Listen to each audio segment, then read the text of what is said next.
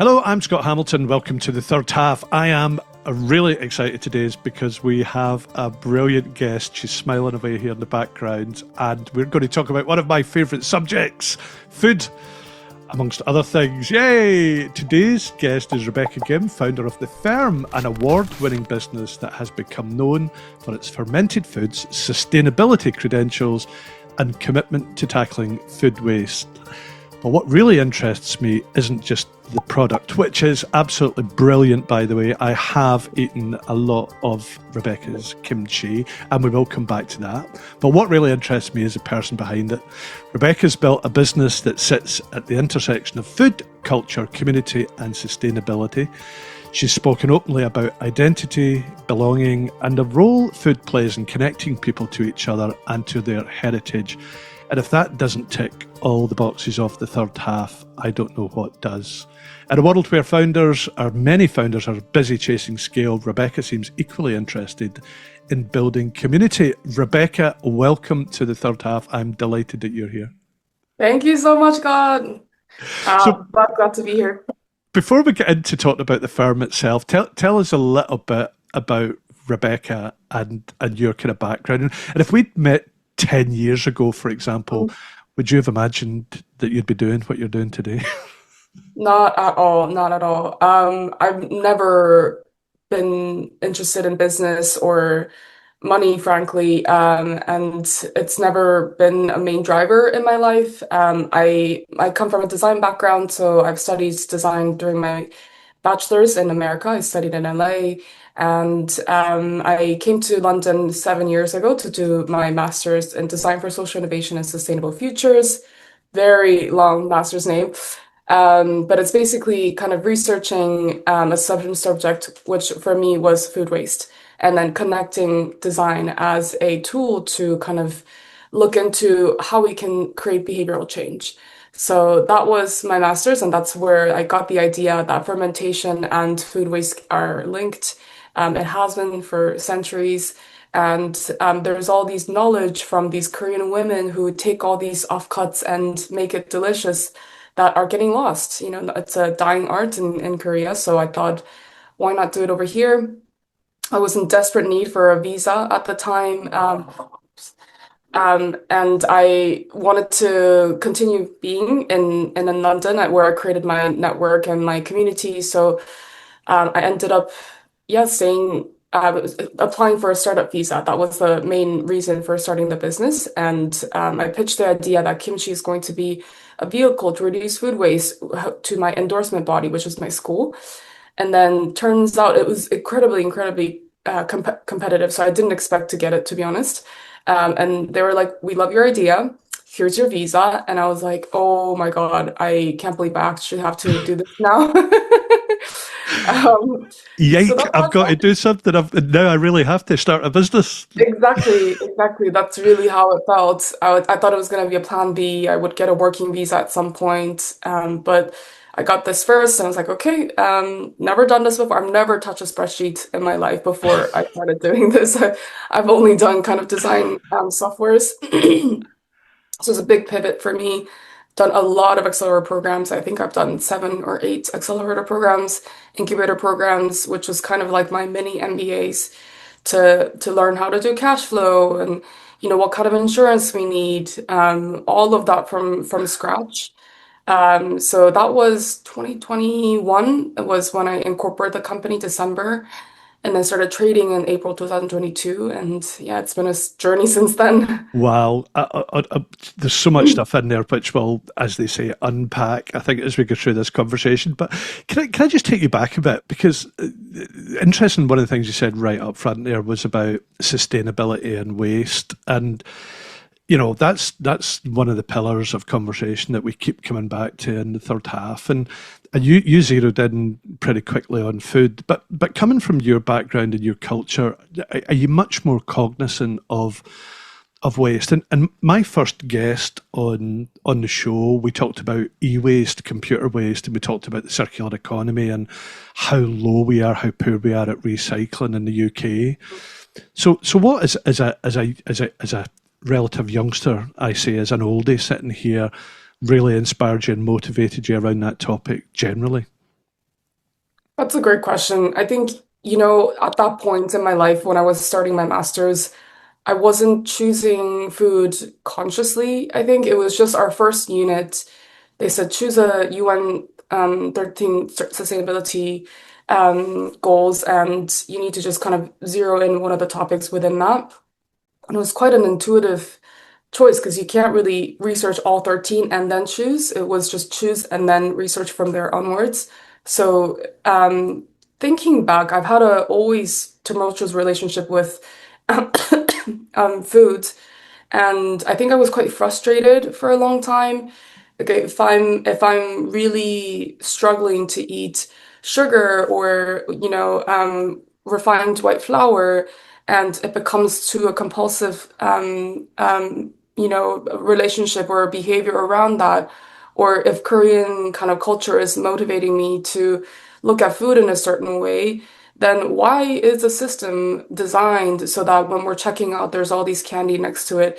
And why is there all these ingredients that are arguably dangerous or, not tested out properly? Why are all these things around us and subsidized? And I think, am I the crazy one for not wanting this in my body and being quite strict about it?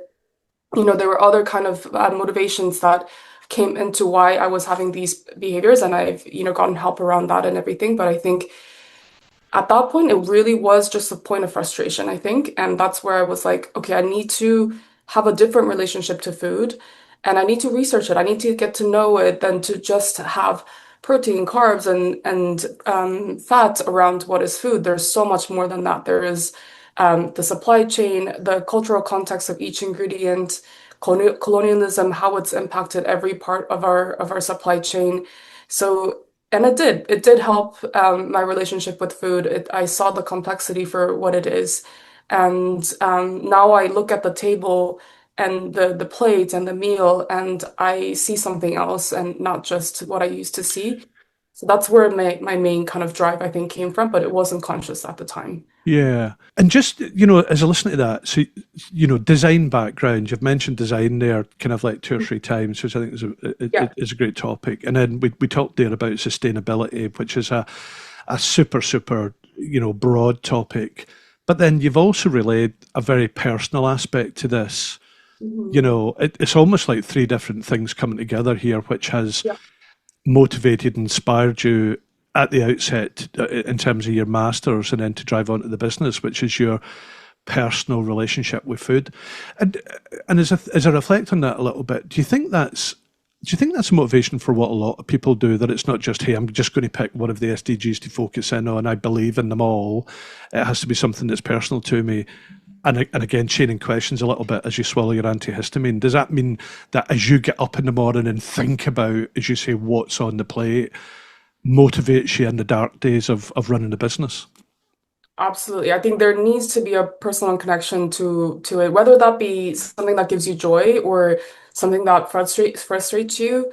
It's impossible to have some level of passion for the subject unless there is some kind of personal motivation, I believe. And for me, the reason why I leaned into more of that frustration and anger parts rather than the joy, I think, is actually to do with my culture. I think Koreans are, we're very prone to anger. I don't know if you know this already, but we're kind of quick to kind of like like have this kind of emotion that is like riling up, I would say, towards injustice or it's a very kind of default emotion that we have as a response, I think. And it's funny that a lot of Europe's like that as well. But Mhm. what you're doing, like you're sort of channeling that frustration slash anger into doing something about it and creating something to make a difference. Because it's quite easy to get angry about stuff and just say, ah, shit, and sit back and not do anything. Mhm. That's true, actually. I think that kind of proactive behavior or like energy that comes from, I think, just being a firstborn Asian daughter, a lot of kind of, cleaning up the table or taking care of things. I think that kind of executive power kind of falls under eldest daughters quite a lot of times. So it is something that I think I've always just been innately taught. Um, so I think that's kind of what it is. But also living as an immigrant for so long, I was away from Korea since I was 15, so I was quite used to having to do a lot of life admin things, dealing with kind of institutional admin as well. So I think the idea of having a business wasn't something that wasn't like this grand dream that I wanted to have, but once it fell in my lap in a way, I think it was something that I was able to kind of, it was already there. My skills as an entrepreneur was already quite developed, I would say. So it was kind of a good fit, but I didn't know it at the time. I think I was quite lost in the very beginning. So having that kind of background when it comes to having the frustration as well as the power to kind of do something about it, I think was something that was already innately within me. Mm. Um, and then it came about in a way, in a subject way that was also quite creative, that I did also have quite a lot of enjoyment, like R&D, for example, doing MPD is one of my favorite topics to talk about because it's so fun. Mm. So at the very beginning, I think it was motivated by the frustration as well as the beauty of creating different recipes and trying it out with different people. And I was doing workshops and selling at farmers markets for the first 3.5 years of the business and talking to strangers and getting feedback on spice level, on saltiness and sourness and pricing and packaging. So it's just constant pivoting and it's quite a creative exercise, which I really enjoyed. Yeah. Your taste buds must be shot by now. Do you have a T-shirt, by the way? Because you've said it about 3 times now. Do you have a T-shirt that says Yeah. I hate spreadsheets"? No, it's But actually a t-shirt of my family. but but it's quite funny because you said and like I think hats off that you've as you say you left home at 15 and you become self-sufficient. And a lot of, I guess, running a small business is, that kind of innate ability that, what, I can look after myself to an extent. Because I think the first thing about, running a business and looking after a business, if I may, is that you have to be able to look after yourself. And from a young age, building those skill sets, even though you probably, as you say, at 15, 19, 20, 25, you probably still don't, know quite why you run the business at times, I'm sure. But it's almost like that sort of strange, conflicted, yeah, I got all these skills and this desire and this passion, but with this, I hate spreadsheets, running a business just feels like anathema to me. Which I love, by the way. I think that's amazing. But listen, I want to talk to you a little bit about identity, and then we'll come on and talk a lot more about the firm. And you've touched on this a little bit. That it's a very, very strong piece that comes through your story about identity and reading and listening to some of your work and elsewhere, but not in a political sense, more in a very human sense. Mm. Has that become more important to you as you've got older? These things and how it kind of like drives and informs the business. I think so. I think 100%. It's not a greenwashing. It's not a add-on to the business. It's just the core part of it. It's the upcycling aspect. So I think that um, when we look at the cauliflower leaf or broccoli stalks, I have so much joy when I look at it. It's so green and fresh, and this kind of joy comes from my grandma who would take the stem of sweet potatoes or the leaves of chili, and she's like, why would we waste this? It's beautiful." And not many people look at leaves and think that way. I think it's something that is quite particular to people who can appreciate that. So I think um, that kind of personal piece as that was taught from my family, it's an integral part of the business. I think even with my co-founder, when we look at, we sometimes have batches that over ferment because of the heat wave. And we're Mm. like, let's not waste this. Let's make kimchi jam out of it. We can blend it, reduce it down with sugar, and we can have a limited edition. It forces us to be creative, and it is because our personalities are already quite geared in that way, I think. So it's impossible to separate the business and the brand with ourselves, I think, as founders. Mm. And it was something that I had to kind of consciously learn because in the very beginning, I wanted to kind of separate myself from it.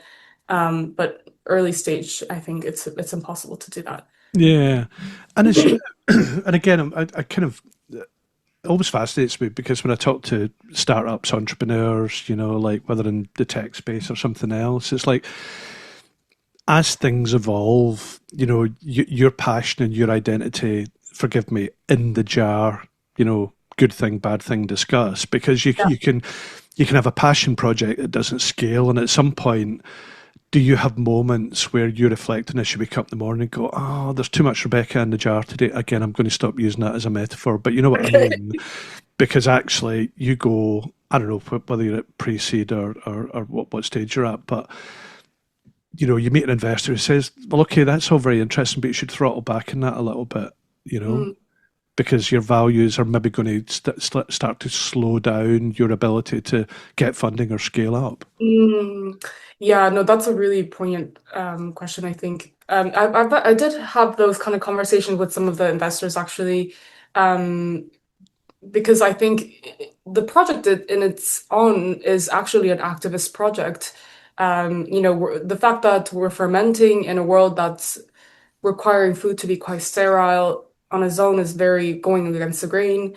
Upcycling in a linear system is incredibly difficult to create that supply chain that we have now, create that relationship with our suppliers. It was the most difficult part of the business. That is, I think, an activist choice as well. Mm, We could have just chosen to buy raw ingredients, from the markets. Um, so I think I used the term political a few times in a few pitches, and there were some people who were like, let's avoid that. mm, And I was like, you're not the right person for me.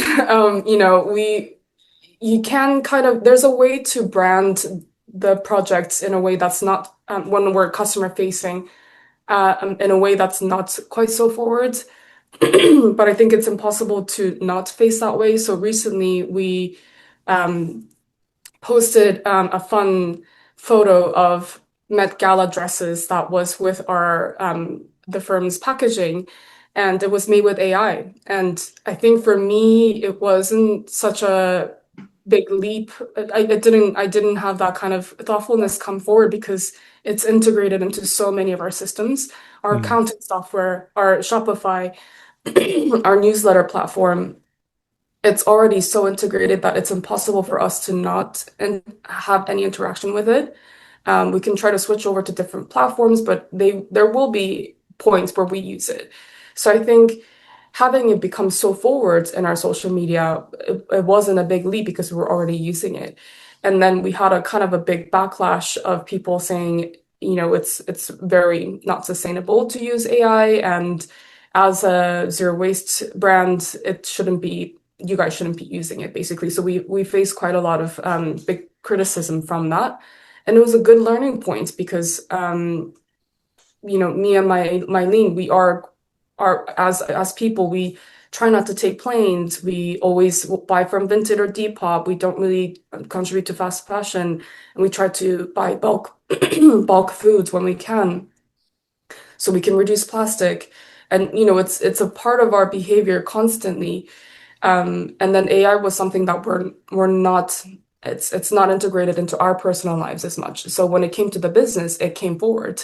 So I mm. think when this conversation popped up, oh, it's something that we never talked about when it came to our branding strategy. Then we need to talk about it and then put it into our branding strategy so that we can, mitigate that as we go forward. And it's hard to explain that to an investor and saying, we need to pivot this way because we are, in a way, we are activist brand. So yeah, I've had to kind of cut some conversations short because of that as well. Yeah, but listen, it's if I may, I think you can beat yourself up about everything. Like nobody's pure, right? And again, I talk about this a lot. Having worked in technology all my life, and we were talking about this off there a little bit before we started. Like you have to reflect, you have to embrace, you have to think moving forward. You have to think about the pros and the cons, the yin and the yang. You're making such a huge effort, and you're. I sound like I'm getting a bit preachy here and building you up, but the messaging of what you're doing by what you're describing here is almost as important as the product itself in some respects, because we have to make change and we have to influence people. Now, if you use a little bit of AI in that mission, frankly, I don't think that's the worst thing in the world. And I was talking to Therese Jane, who's the chief exec of an ESG reporting firm yesterday. They report on ESG, they're big on sustainability. They're working with Google and they use AI. And I'm going, oh my God, how can you circle that square? So I think there's this very conscious, let's not hide it, let's embrace it, let's think about the net position. You cycle to work, all the products, all the other great things you're doing. Don't beat yourself up about potentially doing one or two other things that may slightly offset some of that, you know. That's the kind of more Yeah. broader mission. I would say that did sound a bit preachy. And hey, that's free advice for you. Thanks for coming on the third half. Take it as you will. Oh, I So, appreciate that. but and I think coming back to this thing about that food, do you think that food in particular gives people a connection to their identity that few other things can? Because we all do it. Mm. We all eat. And again, you've given a very personal story there about, why you're doing this product. It's such a big topic for us, isn't it? Yeah, it's a very personal thing. There's so much bias actually that's quite wrapped up in it as well. There's religious aspects and ethnicity aspects. Like what is considered healthy is also quite different culture to culture. That's something that I had to quite learn about UK specific market behavior as well. So frozen food versus canned foods to fresh foods, the perception of that in Asia and Korea versus here is very different. Also in terms of gender as well, how men perceive meat, for example, that's very tied to masculinity. How different religion, promotes certain foods versus not, like dates, for example, they have a huge connection to dates for Ramadan reasons, or like it's so personal. So it can be, banana. Some people really have a strong sense of like hate for it, and it's very hard to predict what someone will feel. So I think when we describe something as healthy, or when we're trying to make health claims, legal health claims for our products, that's a very strict standard to go by. So instead of using the word probiotics, we need to use the word gut healthy. And how do we communicate properly instead of using the word fermented, which some people have a strong negative reaction to. How do we use a different words that promotes, creates that positive reaction out of it? So we had to workshop all of this. We did lots of focus groups to understand, people's biases when it comes to this. And it's not a bad thing. I think it's just understanding people's experiences. Yeah, but so agreed, but shouldn't use the word but. Do you think they would become a bit food bullies or food bigots, like because I again, and this might be a generational thing, but we can get a bit preachy about things. I think the health aspect's absolutely sure, but vegans coming up and saying, why are you not a vegan, or why are you not a vegetarian, or why are you not something, and like it kind of becomes, unfortunately, a little bit toxic, some of the discussion about food as well, doesn't it? And as you said a few times there, there's so much cultural and background stuff that's involved. This is such a complex topic when you start to break it down. Totally. I think, yeah, in terms of the bullying aspect, I have experienced some of that personally, as well as through the brand as well. I think as our audience grows, there will be more scrutiny, and that's fine. That's what we signed up for. We're open to it. And I remember in the very beginning parts of growing the social media platform, our brand is, I would say, it's plant-based. We create vegan products, but I wouldn't say the actual project on it. So let's say, for example, we had a huge amount of fish gut and skin and bones that are about to go to waste. I would rather choose to rescue that waste and turn it into fish sauce Mm. than to let it because we're a vegan brand, we're not going to touch it. For me, that's the hierarchy of the importance of impact. It doesn't need to be a customer facing product. It can be a business to business product that we can sell. But for me, the hierarchy of importance is always going to be food waste. So I Mm. think when I had this discussion with Mylene, it was something that was we were in disagreement in the very beginning. But we landed on the fact that it's always going to be about impact and not how we are perceived. Um, and there's also going back to the cultural aspect as well. When I used to be a pescatarian, I used to be a vegan and then a vegetarian and pescatarian. Now I eat everything. Turns out I was kind of it was enabling some of my disordered behaviors when it came to eating certain foods. So it worked out for me at the end, but I think there's also a colonial aspect when it comes to veganism as well. In some Mm. cultures and indigenous cultures, certain animal products are quite a huge part of the diet, and it's impossible to, criticize that because of their resources. This is how their environment has encouraged them to have, and so I think that there needs to be some level of respect around that. As a peninsula, Korean food will always have lots of seafood, and some of it is very sustainable, some of it isn't. If it's going to a wet market and getting fresh foods that the local fishermen caught, I would rather do that than to support, big companies scraping the bottom of the ocean. So it Yeah. depends. It depends on how the system is set up. I think there needs to be more research done. Yeah, for sure. Yeah, and without putting you into school teacher mode, I mean, I kind of I increasingly assume that the most organic and sustainable product is the one that's less than a mile away. And again, that very much comes back to the point you're making here about certain communities like they don't have transport infrastructure, so they kind of eat what's there, and maybe that's a good thing. And the food waste thing still blows my mind. I popped into a new local shop here, like in Berkshire, just yesterday, and the shop's not getting the footfall they want, and they throw out fresh food every Yeah. night. They almost empty all the fresh food every night, and I'm going, oh my god, in 2026 is this where we are? Where the firm for me, for my limited knowledge so far, is that it's the most common sense thing ever. Take good food, waste less of it, and create something that people enjoy. I mean, Mhm. there's a brand jingle. You can use that on the social media, because if we're taking good stuff, using it nose to tail or whatever, then brilliant. Yeah, absolutely. I think it's I was shocked when I first started to tangibly see the goods that were coming out. I think it's very siloed.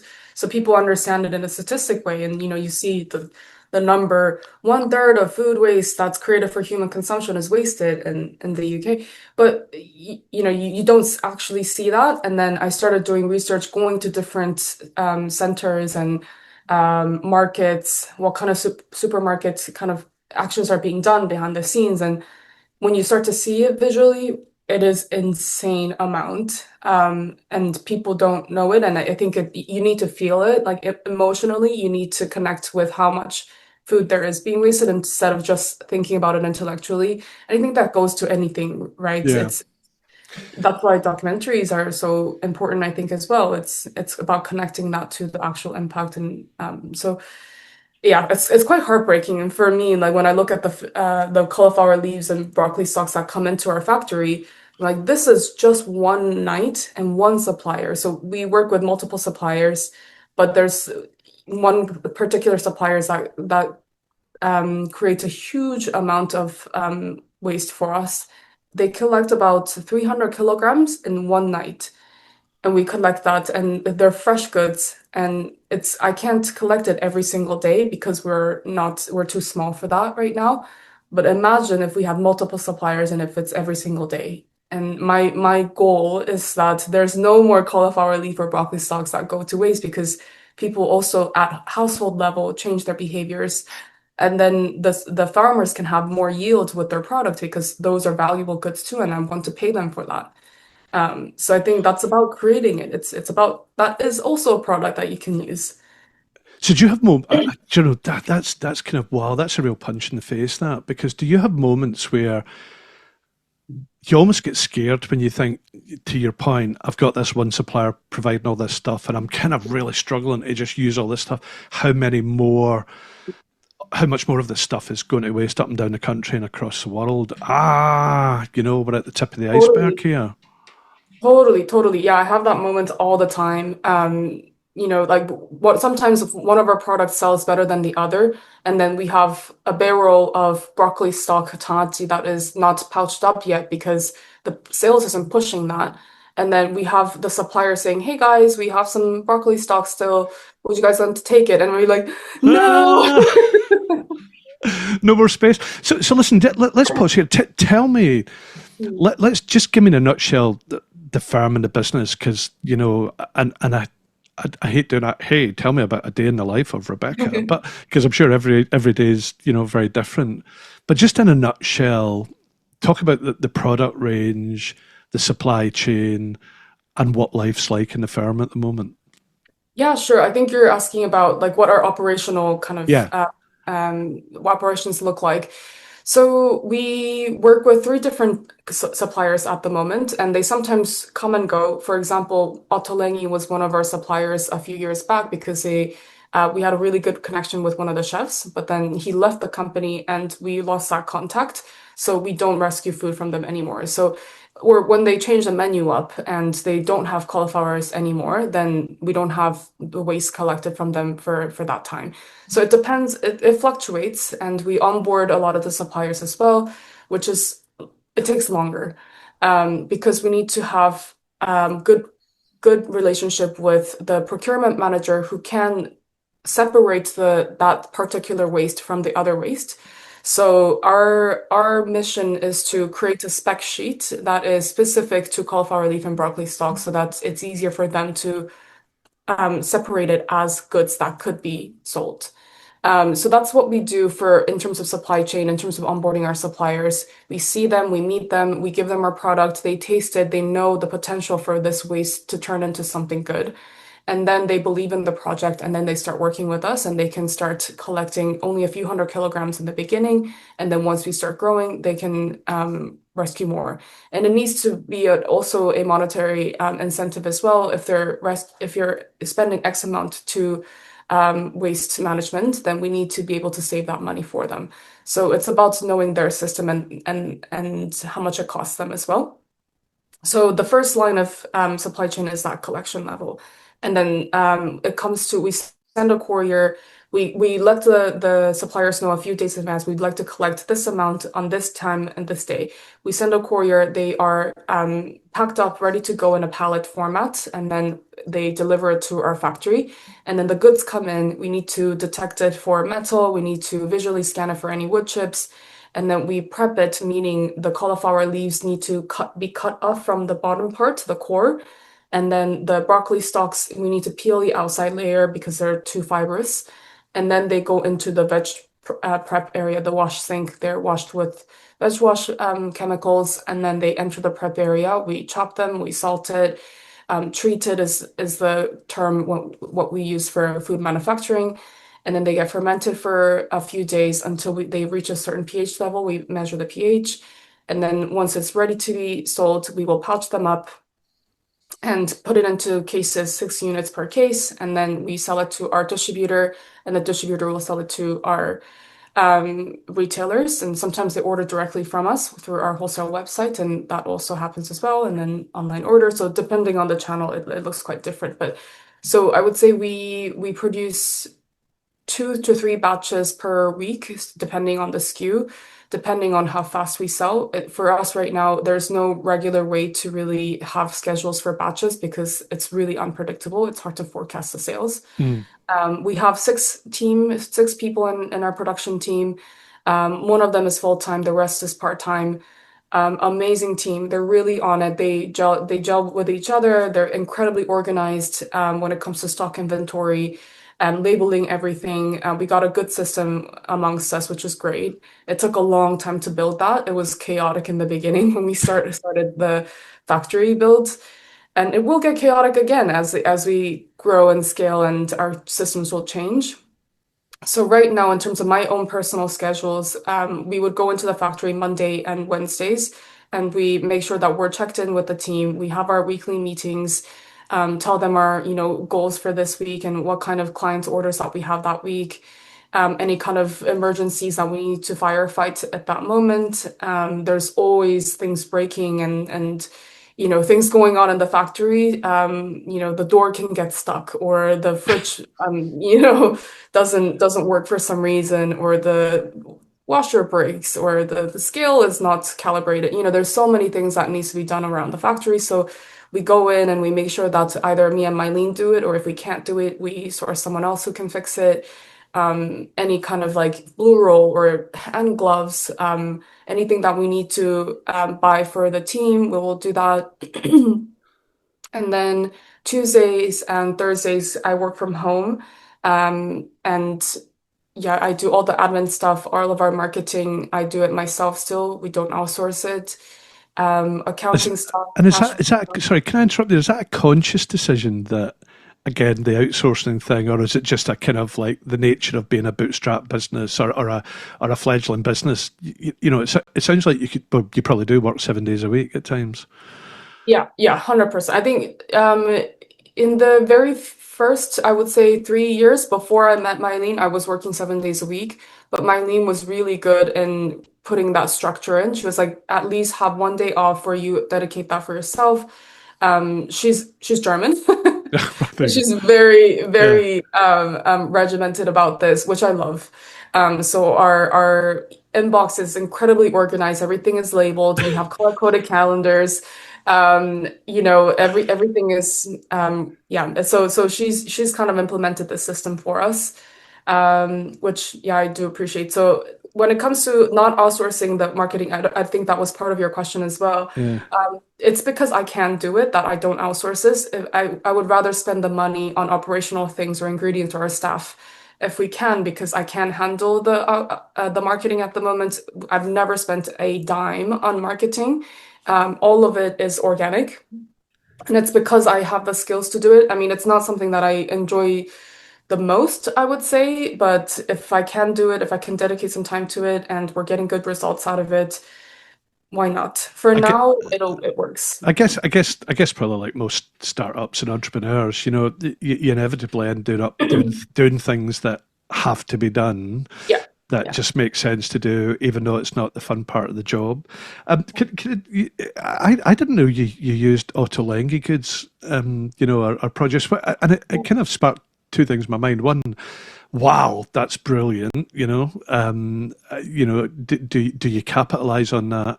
Two, two, do they stock your product in the shops? And then three, I know I'm chaining questions here, which is a terrible thing to do. As I said to you, I'm not a natural journalist. And then the third thing was you actually talked about the offset of their cost to make sure that what you're doing offsets their overhead.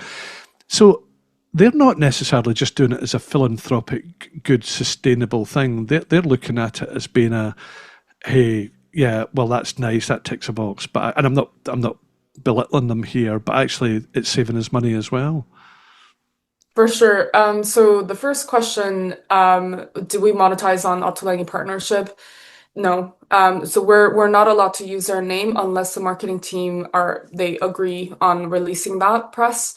So we needed to double check with their team each step of the way but sometimes they would say yes to us putting their name logo onto our pitch decks, and that works, but Are, it's are we okay to talk about it in this podcast, or am I going to have to edit it out? no, no, I think it's because we're not working with them anymore. So I Okay. think it's in the past, so it's completely fine, and it's not something that really taints their brand reputation. So, but we did actually sell parts of our stock back to them. So we give them a discount, a supplier discount, and they used our kimchi into their cheese fritters, which is really cool to see that. It was because the chef that we worked with was really pushing for it. But their delis, they only stock ambient products, not chilled products, so we weren't able to go into that, into retail. But to be on their menu was incredibly, it was a big moment for us. But it changes, that they change their menu, they change their suppliers. The procurement manager for Altolengi was very hardcore. So They you know, usually are. They usually are procurement they people. usually are. They usually are, and he's very good at his job. But I learned a lot from that, you know. The second question was, what was the second question? It was, The second question was about the monetization of it, and then about the question about the the monetization for you. The second question was about them making money out of it as well to make sure they save money, which you've kind of covered off in terms of the brand itself. So they use the you capitalize on the brand to an extent, but you have to have marketing. They restock the product, but ultimately they have to make money out of it as well as or not make maybe not make money, but save money out of it. save money. Yeah, yeah. Which is important, and it's a big thing, and I think we forget about this. And again, I talk about this a lot that ESG and sustainability and all these things, whilst yes, we're fixing the planet, but many a business saves operational cost by doing the right thing, by having better processing in place, by reducing their carbon footprint, by recycling and reusing and what have you. You can look across most industries and you can see the economic benefits of leading a more sustainable life, as well as the kind of philanthropic, almost give back nature of it as well. Listen, I'm kind of Rebecca. I could literally talk to you all day about this stuff. I'm kind of thinking I've got 100 every time we go down a line here. I think, whoa, I could go off there and spend 20 minutes on that, but that would take up far too much of your day, and you need to go and run a business. But just as we start to wind up here, when you look at your own work and where we're at here, what really feels the most important thing to you at the moment? Is it the environmental impact, the community impact, which we've kind of touched on, but I know you do a lot of work in the food community and you're very supportive of other brands and other businesses, which I love. I've been looking at some of that stuff. Or is it the personal journey you've been on yourself? Now, it may be all three or a balance of all three, but what lands and resonates most with you as the weeks go by?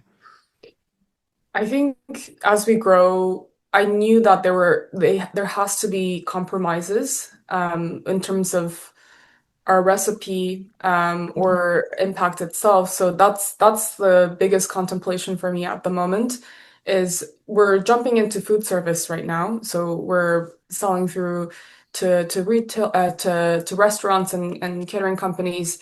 That means that our brand, the story, the ethics isn't as big of a highlight to something that's facing. So when we're selling our products, such as classic cabbage kimchi, which is not upcycled, we buy cabbage and we use it up. It's zero waste in the sense that we use a core and there's no waste that comes out of it, but it's not rescued. But we try to discontinue it. We lost a huge amount of revenue and we needed to bring it back. But if our food service sales is primarily classic cabbage kimchi and not the rescued kimchis, what's the point? So how do I communicate with our partners to make sure that they switch over to the upcycled kimchi and motivates the chefs to use that and use different cutting techniques or different ways to incorporate that. That's the kind of the do I compromise sales? Do we get the sales for classic cabbage kimchi and let it just grow? Or do we really make sure that we focus on the upcycled SKUs? That's one aspect of it that is quite in the front of our minds at the moment. Another part is our family recipe. There's parts of the family recipe that makes the fermentation quite tricky. So you can really strip it all back down, make it as simple as possible, and it won't taste as complex and beautiful, but it won't, the shelf life will be more stable. And there's a reason why most of the kimchi companies do that. It's easier to make the recipe that way. Mm. But it's something that, to me, it doesn't taste quite right when those things are missing. So our production and quality assurance manager, she wants to take it out because it's kind of making our kimchi really bubbly and it's kind of hard to maintain that. But I want to keep it. So we're trying to, find a balance between the two, how much of the quality and the integrity of the product should be kept as we scale. And we need to implement this for different systems. It's going to be more expensive to put in these things. what kind of compromise do we need to make? That's the big question, I would say. So impact, I would say, in a social way of keeping that family recipe, as well as environmental way of the rescued offcuts. Those two would be the biggest things right now. In my personal journey, there isn't much that I really focus on at the moment. I'm just quite busy firefighting everything, and yeah, I'm quite locked in. So yeah, I have a good community here to have. I have a huge amount of support from my friends, and I'm happy doing this. I'm mentally quite fit to be able to continue doing this, and I don't feel a lot of struggle. Very motivated still. So, there are ups and downs sometimes, but that's the biggest kind of worry in my mind is always going to be about the business, I think. Well, listen, you made the decision. You decided to get that spreadsheet out that you all. I can't help you on that one. Um, okay, listen. Final question. We talk a lot about cheese on the third half. Okay, so you've built a business around fermentation. Where do you stand on cheese? Is it humanity's greatest fermentation achievement, or should we avoid that debate? I don't actually know that much about cheese. Do you eat cheese? I do. It's just that I didn't grow up with it, right? So dairy's not a part of Korean cuisine at all. It's because we have 60%, 70% of our land is mountainous, so we never had a cattle culture. So it's something that's quite westernized and foreign to me. So it's something that I had to learn as an adult. So I think my natural interest in cheese kind of wasn't as developed as when it comes to other kind of fermentation that exists. I like it. It's great. Apparently, there's a huge amount of diversity. I have a friend who's a cheesemonger, and he does wholesale business for cheese, and his network and knowledge when it comes to that is incredible. Yeah, I'm not sure where I really stand on it. I think, there are some unethical parts of it that also need to be addressed, but there's just so much cultural aspect as well that needs to be honored. So Do you think I should? Do you think I should rebrand the third half now? Because cheese has been my thing. I always ask people about cheese, and now I think moving forward, having spent a morning with Rebecca Ghim, I'm going to start asking people about kimchi now. What sort of kimchi do yeah, you like? you should do it. Yeah, we're off. Well, I've got a lot of cheese boards kicking about here that are gifts for people that I need to sort of like bin now and think about kimchi gifts instead.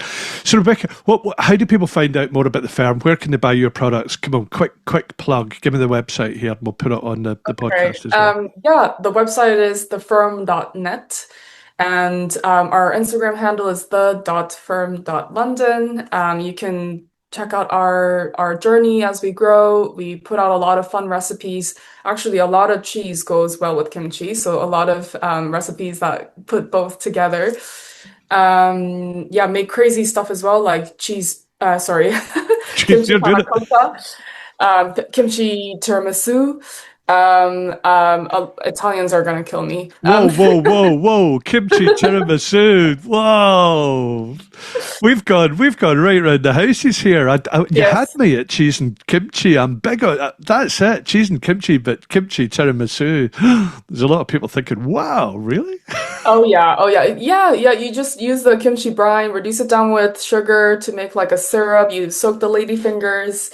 I use a bit of dehydrated kimchi dust on the top. Think of kind of like miso caramel, umami and sweet comes together. It works really well. I think it's delicious and people around me liked it. But it is crazy. Yeah, I do some crazy recipes. I will make anything once. I love that. You've got me as you explain it. I absolutely love that. Rebecca, listen, I've genuinely love chatting to you. Thank you so much. I mean, we've talked about food, but we've talked about a lot of stuff: identity, community, culture, and building something that really matters. I've got huge respect and admiration for you and what you're trying to do here. I wish you all the very best in growing the business. And I'll go back to what I said at the top. Having eaten some of your kimchi, I absolutely love it. So thanks for joining us here on the third half, and enjoy the weekend when it gets here. Thank you so much, Scott. I'll never let this happen to you while I'm alive. Not while I'm alive. You should not be done for before you've had a chance to live the rest of your life. The rest of your life.